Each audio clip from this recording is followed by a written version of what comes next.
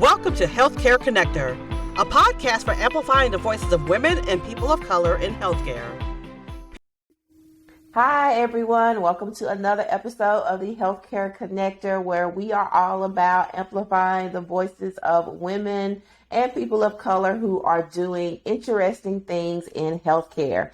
Our guest today is Maggie. So I don't like to waste time. We like to jump right in. So Maggie, tell us a little bit about yourself and what you do.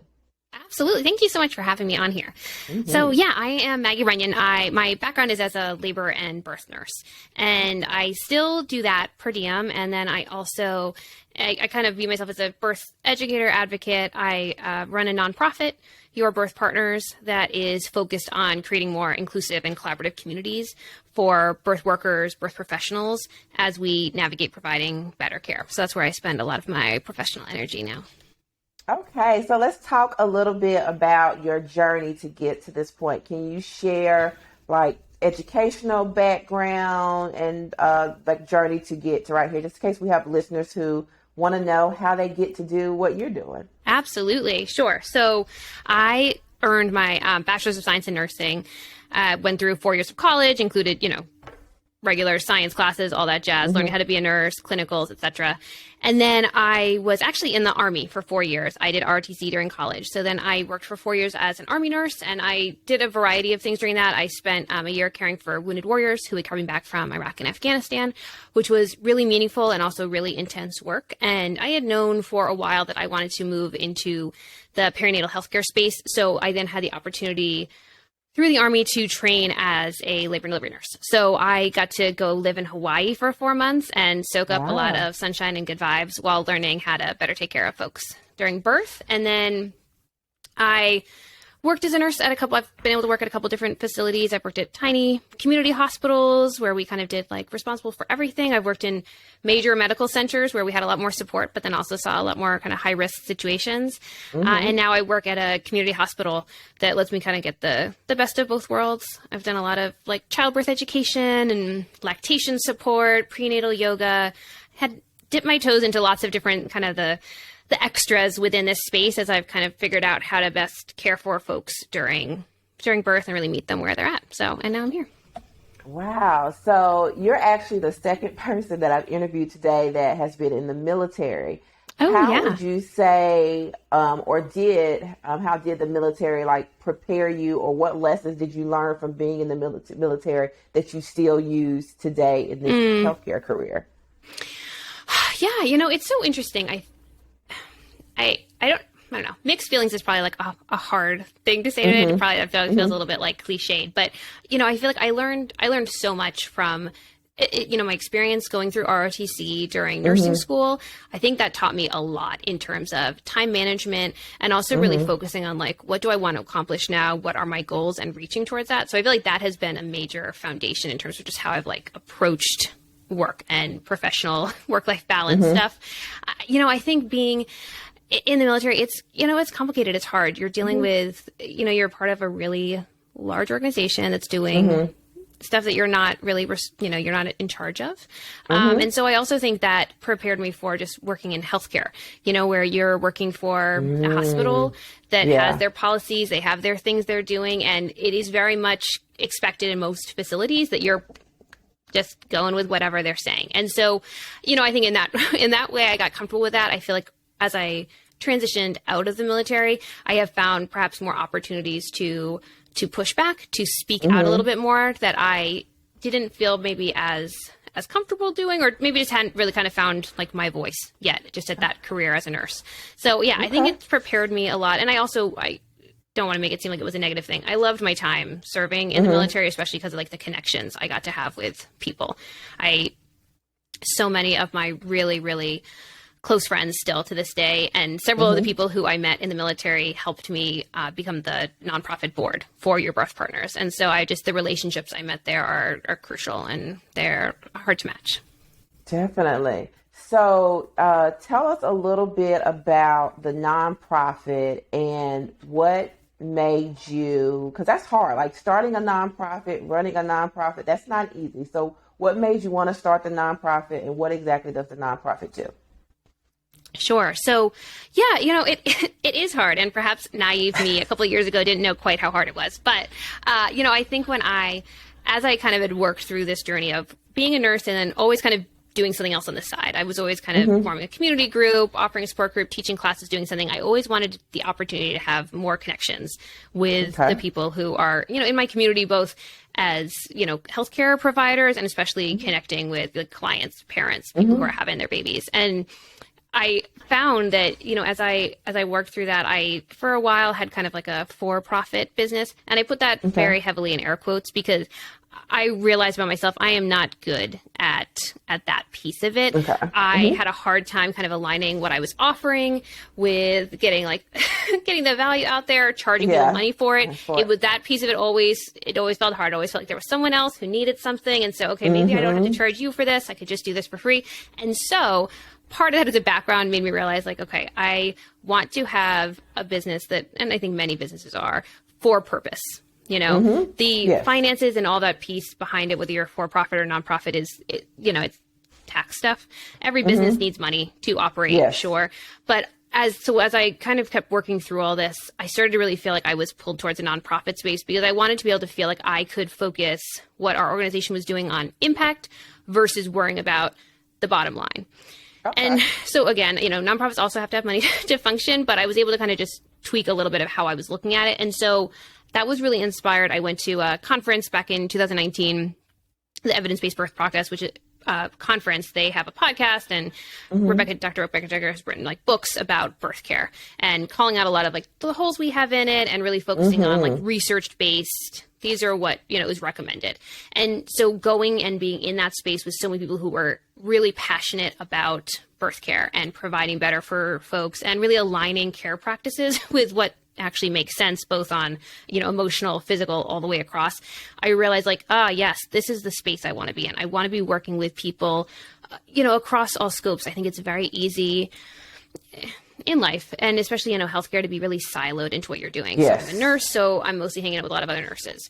And, if you're a doctor, many of your other friends are that. If you're a doula in this work. And so what I saw at that conference was these are so many people from all these different paths and walks of life who are connecting. We all have this shared passion.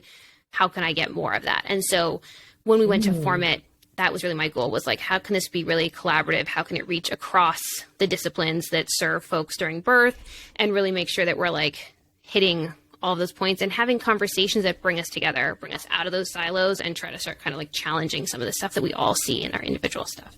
So that's a very long answer to your question. I'm not trying to No, I love it. And I love it. It's about connections. That is what I am. I feel like if we are more open to having these conversations, reaching across silos, that's where we can really, make the biggest impact.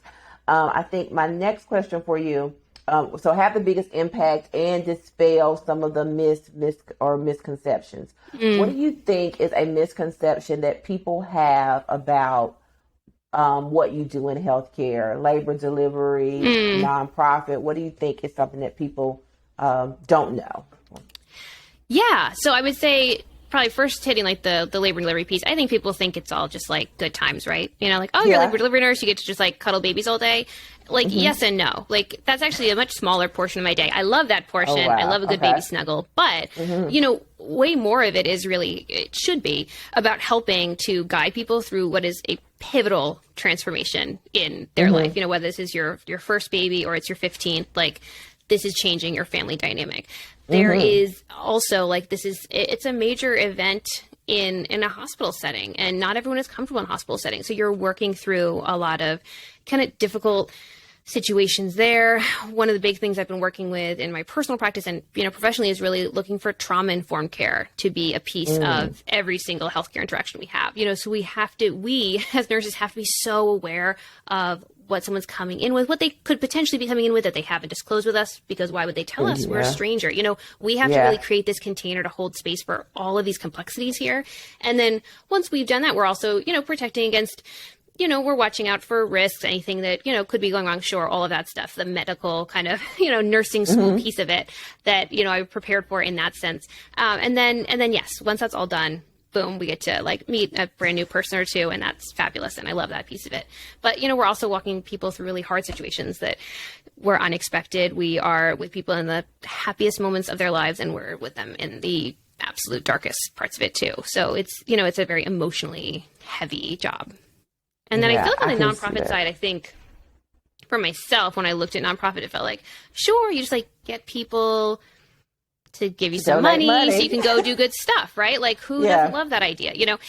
And so, and that, I mean, sure, that is what it is. But I also think it opened my eyes about just how much, first off, there's a ton of people who are doing good work in the world, right?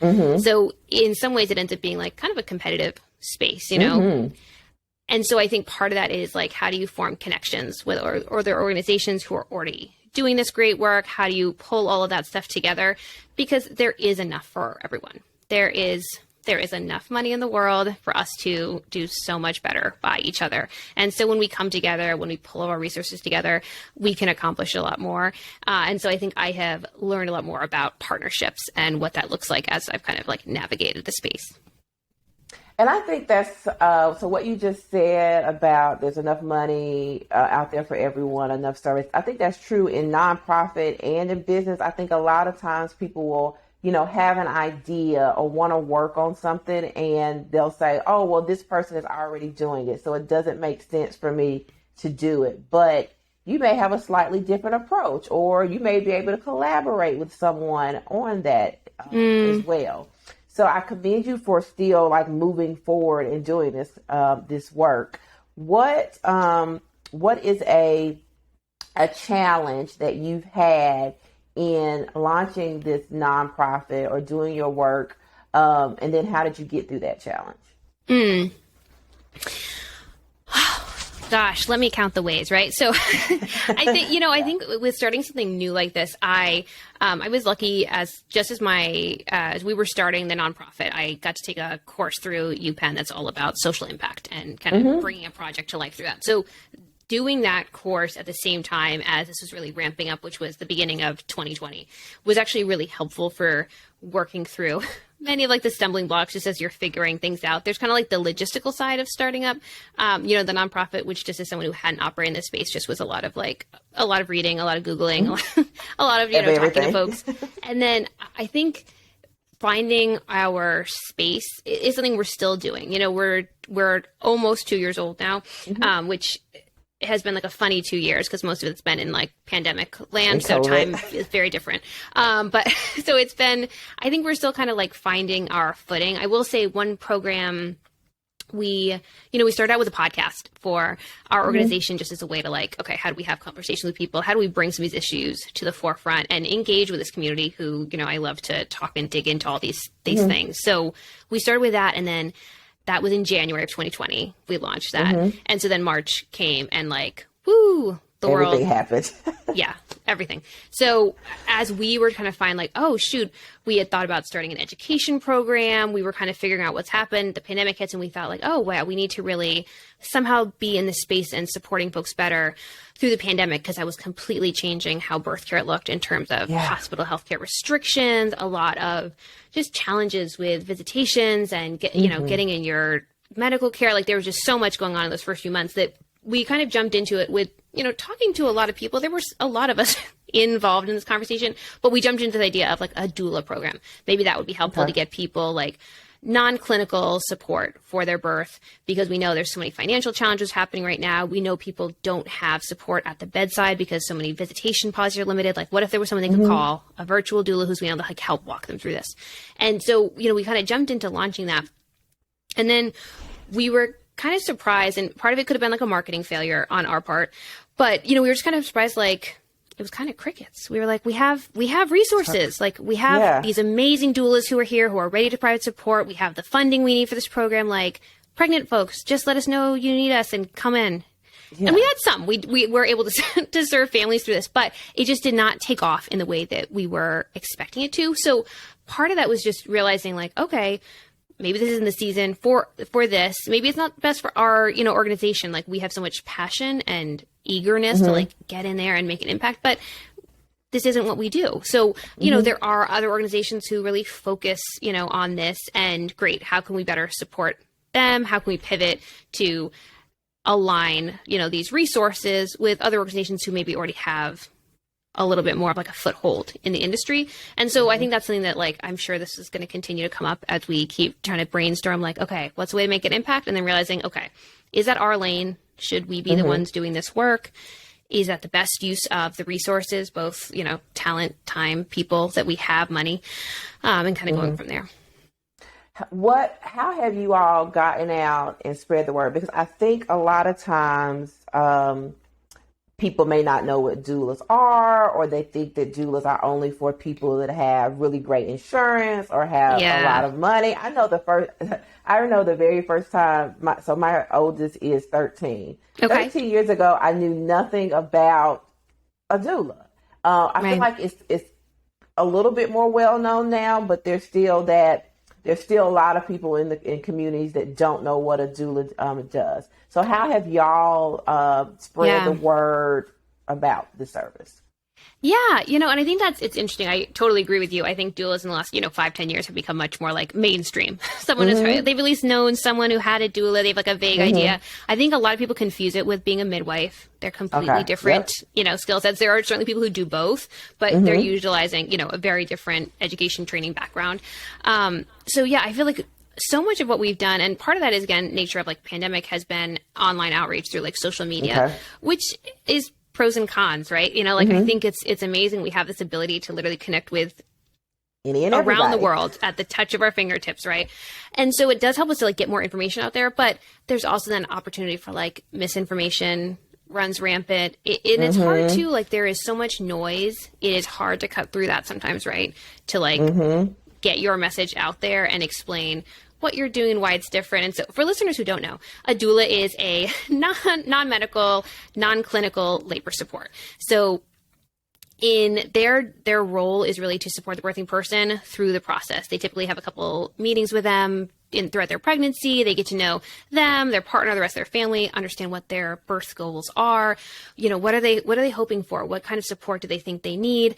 What are particular things that they're concerned about? A lot of them provide kind of some very, basic childbirth education to make sure everyone's on kind of the same page about stuff, and really just aligning okay, these are things I can do. Once labor happens, typically they'll go to be with a person. There are virtual doulas who are just going to work just like we're doing now. They're talking on video chat or on the phone. Or mostly in regular times. And, most of the time the situation allows, doulas are going to be at the bedside with someone. So once labor becomes active, or whenever the person who's in labor says yes, now is the time I do need extra support, they're going to go and be with them. And so, a lot of that looks like physical support, and, they're helping them get in different positions, maybe providing different comfort measures to help them, work through contractions. But so much of what they're doing is holding space. They're just being there to be another knowledgeable person who is familiar with what birth looks like, who knows basics of what's normal and what's not, to help and support them and just let them feel yes, there is someone else who's here for you. And I mentioned earlier, I love being a nurse, but I don't have a relationship with the folks who come into my care when they show up into labor and delivery. Just nature of the beast. So, every once in a while I'll know someone from, out in the real world, but, mostly we don't. And so that can be really challenging for a lot of people. All of a sudden you're with strangers going through this major life transformation. So having a doula is someone who you already have a relationship with.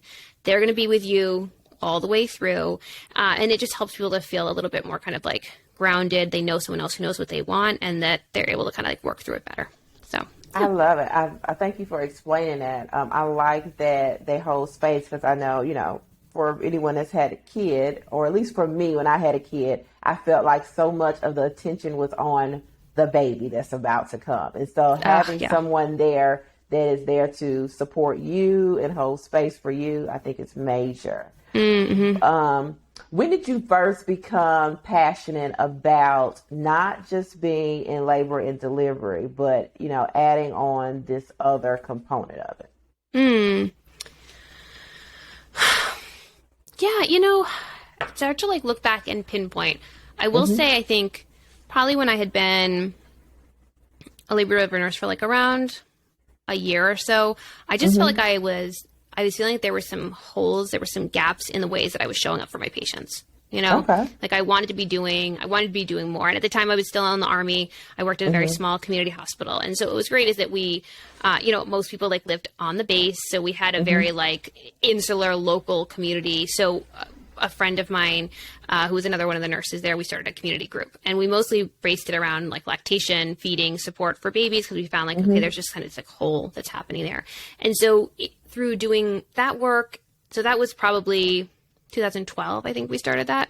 So doing that work, I started realizing like, oh, okay, like, shoot, there's a lot of holes in the healthcare system. Like, not only do these folks need more help around feeding their babies and more support there, but like, we are missing so many chances to connect with our patients and provide like really great education, help them to feel really supported. You know, I think especially during pregnancy, you know, we have people pregnant for, you know, 9-10 months. Like there's a lot of visits in there, right? Like most people have somewhere between like 10 and 20, you know, during that time. Like, ooh, there are so many opportunities for connection and to help people feel supported. And I think unfortunately the way our healthcare system is set up, we miss those. They're not utilized well. You know, they're really quick appointments.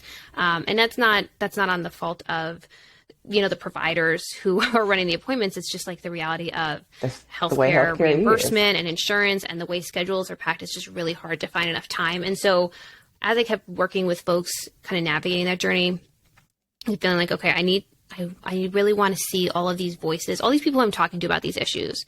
When we're having these conversations, we're like, hey, this isn't working. There's a different way to do this. There's a better way to do this. Hey, you can't possibly be the only person to provide all of this care for the person. And no, you shouldn't, because there's all these other roles that are available to do that. That's what really like led me to think like, okay, that's why I want to have like this nonprofit that is focused around the collaborative care nature, so that we're talking to nurses like myself, sure, but we're also talking to OBs and midwives and doulas.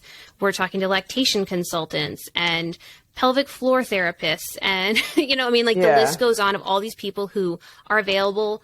And when we all work together to like use our talents, it works, right? People have great support. They have all that. When it's one person, when it's one OB out there who's trying to cover someone's like physical medical needs, their emotional needs, their mental health needs, they're trying to treat all this stuff, like it just isn't possible. And most of the time it's not the best use of their skill set. You know, we each have particular things that, whether it's from training backgrounds or just our innate who we are, we all have things that we shine at.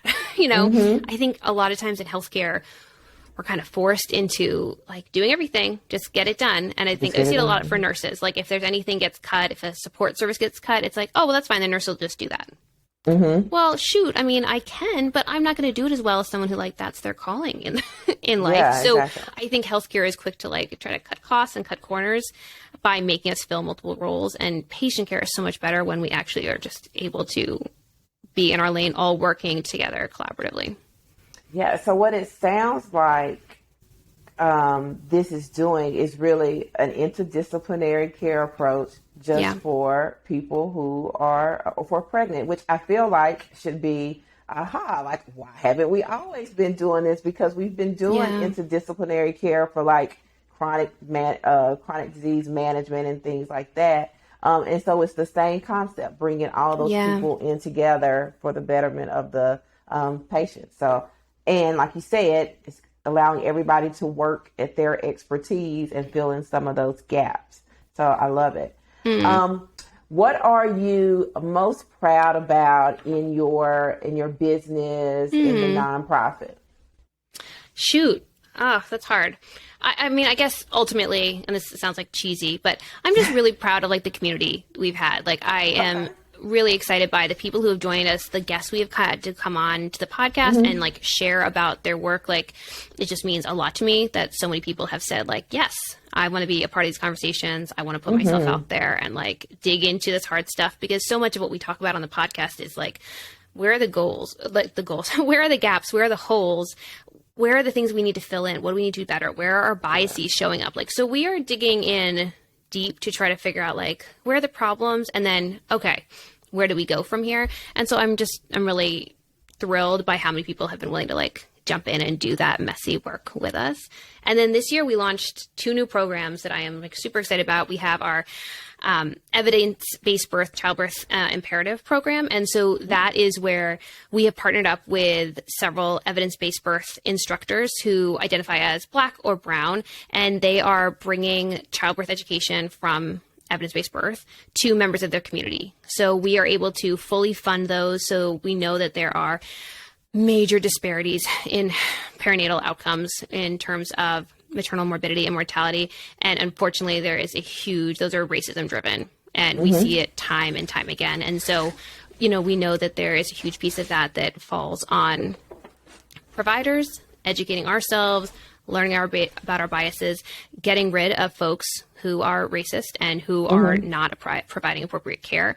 And then there's a piece of better preparing clients so that when they go into the healthcare system, they are ready they know what's going on, they know the lay of their land, and they are feeling really strong in their voice and in their desires so that they're able to best advocate for themselves. And so the evidence-based birth classes do that really well. And so we work with right now we have 4 evidence-based birth instructors who joined on with us to help get this information out to their community. So they are able to offer fully funded classes to Black and Brown folks in their community to get this information out there larger. So I am super excited about how that's going to keep growing as we keep adding more instructors on and getting more classes and getting that out there.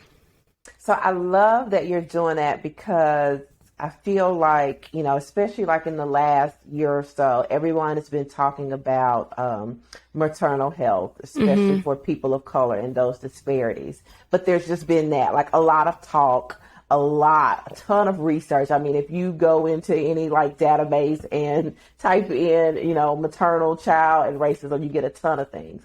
But a lack of people putting action behind that. And so then to hear that, there's an organization that is not only supporting that work, but also funding it is big, because a lot of times people have ideas, but may not have any funding to do the work. Yeah. And it's a huge challenge. I think like you said, it's so easy to talk about this stuff. And unfortunately, there's also a huge issue in like medical and health research where folks make their living researching disparities, and then the action just never comes.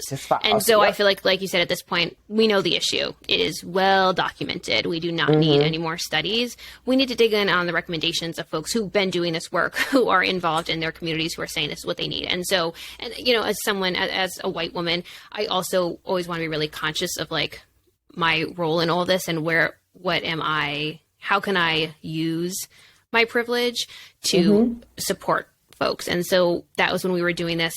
Meredith Strayhorn is on our board at BIRTH Partners and is also an evidence-based birth instructor. And so she was able to bring this idea that like, hey, this is something like instructors want to be able to do this. We have the people, we have the skills, we have the community.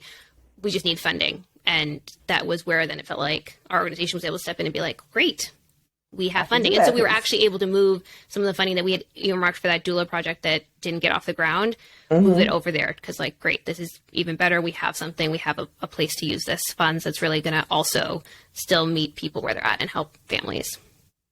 I love it. So what's a piece of advice that you would give to someone who wants to get involved in this line of work, in this mission? What would you tell them? What should they do? Yeah.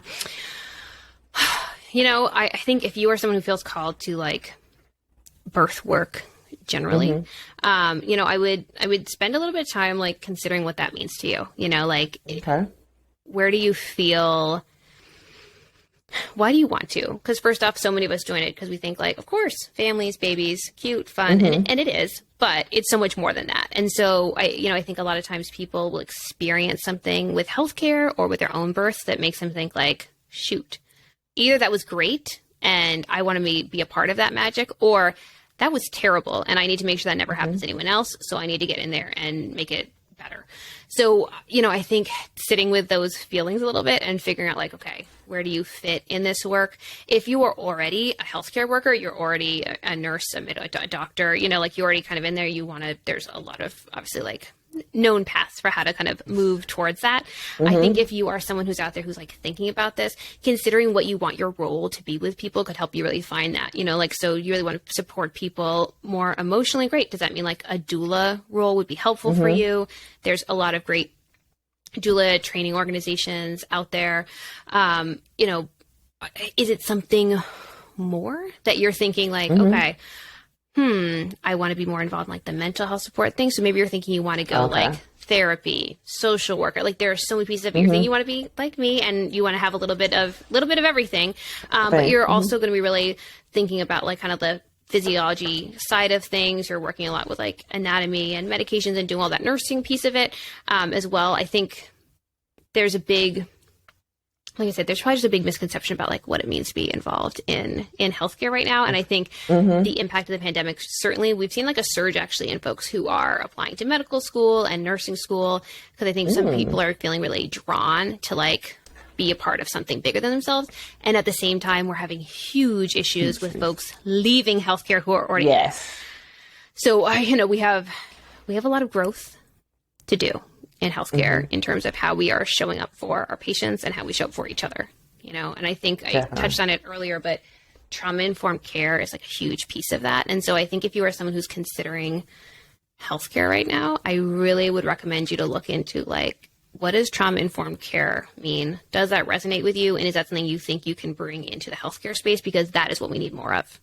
We have so many smart folks who know everything about the body and all of these kind of the science, the hard skills pieces of it. And it's very important to know all of that. That has a role. But what we see so much more is we need folks who are ready to like dig in, hold space, who are ready to like be in the messy pieces of it with folks and also protect themselves through that. Because what we're seeing through the pandemic is like there is just so much burnout. People are exhausted. They are not well supported by their healthcare organizations. And trauma-informed care is meant to be a part of organizational change. Like it's not just what one person. I can offer trauma-informed care, and that matters very much to me personally and to the people who are directly in my care. But we need healthcare to take this on and make it that. Yeah, because I think with the trauma-informed care, like you said, you can do that as one person, but every single person in that organization has a part to play in that from the moment that someone walks through the door and they are walking up to the front desk to when they leave and check out. Like every single person needs that. So I don't know. I'm hoping that one day it can be mandated that trauma-informed education is a part of the mandatory curriculum for everyone that's in healthcare. Yes, we've been doing the other program we started this year is trauma-informed birth nurse. And so I partnered with a couple other people in that for Mandy Irby and the birth nurse and Paula Richards, who's like Nurse Brown Girl on IG, and anyone else who's out there should be following her as well because she's a huge voice for like shaking stuff up in labor and delivery. But we joined together to do this specifically for nurses because we felt like, okay, we are all three labor and delivery nurses. We're seeing all these holes. We see how we can do this well as nurses. But a huge piece of it and the feedback we're getting from the cohort that's going through this is like, yes, they want this change, but is their organization aware of it? Aware of it. And most of the responses range from somewhere between like, yeah, the idea of trauma, someone said trauma-informed care one time in a meeting to like, okay, sure, which that's not action, right? Again, we talked like that's just we're saying the words without anything to back it up. To somewhere around like, that is like definitely not a priority right now. Yeah. And that's like just a huge missed opportunity for what we are seeing in terms of like mental health. And if the pandemic has done anything, it has highlighted how much more support we need as humans and as folks involved in like healing arts, healthcare, like, we need this. We need trauma-informed care for everyone, every time. So I'm speaking it into the universe. We're manifesting it. Yeah, that is like the new standard of healthcare. It has to be, because otherwise we're not going to survive. You're right. So successful labor and delivery nurse, successful nonprofit owner, doing a lot of things to have this social impact. If you could go back to your younger 16-year-old self, what would be a piece of advice that you would give yourself? That's such a good question. So 16-year-old me was still like binge watching episodes of ER classic drama and feeling like really pumped about like that piece of it, right? Like I loved the drama and the idea that like, great, I'm going to be able to be in there and like helping people. And in my mind, it was still always going to be like something with families and, you know, babies. But I think at that point, as every 16-year-old is probably, was very naive about just the realities of how hard this work would be. Like, I understand it would be like nursing school. Sure, people know like nursing school is hard, right? You're going to be learning a lot of stuff, like on a brain level. Okay, that'll be challenging. I someone who identifies very much like as an empathetic person. I also feel like, sure, I was always like a babysitter and like, yes, I'm always like very like with people and happy to like work through them with stuff and like be on that emotional level that felt very like natural.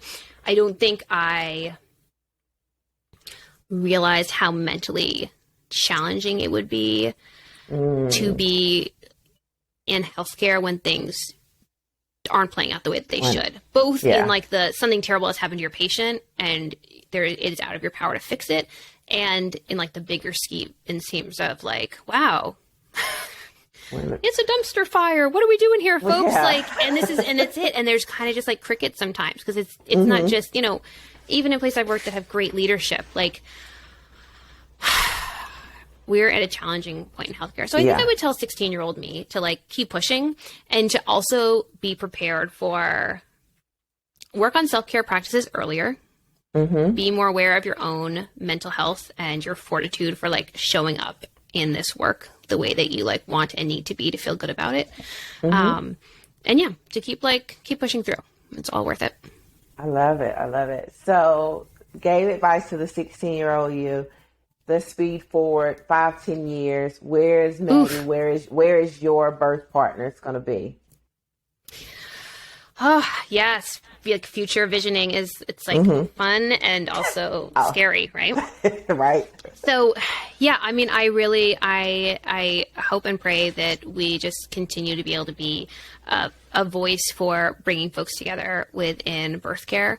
I certainly want to see, like I mentioned, I want to see trauma-informed care really taking off. And I think in launching this program just a few weeks ago and already seeing the impact it's having, the feedback we're getting from folks, the work that's being done, I think a huge piece of our mission will be trying to bring trauma-informed care as a standard into the whole birth space. You know, we're starting with nurses because we are nurses and because we know how much there is to do in that space. So I think as we are working through with folks and bringing this new standard birth care, we need to be getting it into everyone, you know, everywhere. So we're starting here, but I really see us hopefully speaking about this and educating about it and providing opportunities for folks to access trauma-informed care wherever they are and to understand how this can be incorporated into their current care practices. Like this isn't something that has to be like extra. This is just the new foundation of how you approach every single interaction you have in healthcare. It's just the way it is. Yeah. Good. Okay. So how can people who want to support, follow, what can we do to help your birth partners? How can we get in contact with you? Yeah, absolutely. We are most active on Instagram at Your Birth Partners. Very clever. So you can definitely find us there. We have we are Your Birth Partners across all social media. So you can find us on Facebook and Twitter as well. Our website is yourbirthpartners.org. But yeah, definitely find us on Instagram. Join the conversation there. We love to connect with folks on there and talk about, you know, what the podcast brings up for folks. And certainly on the website, if you feel called, there are opportunities to, you know, join our giving community and be a part of making these programs even bigger than they are right now.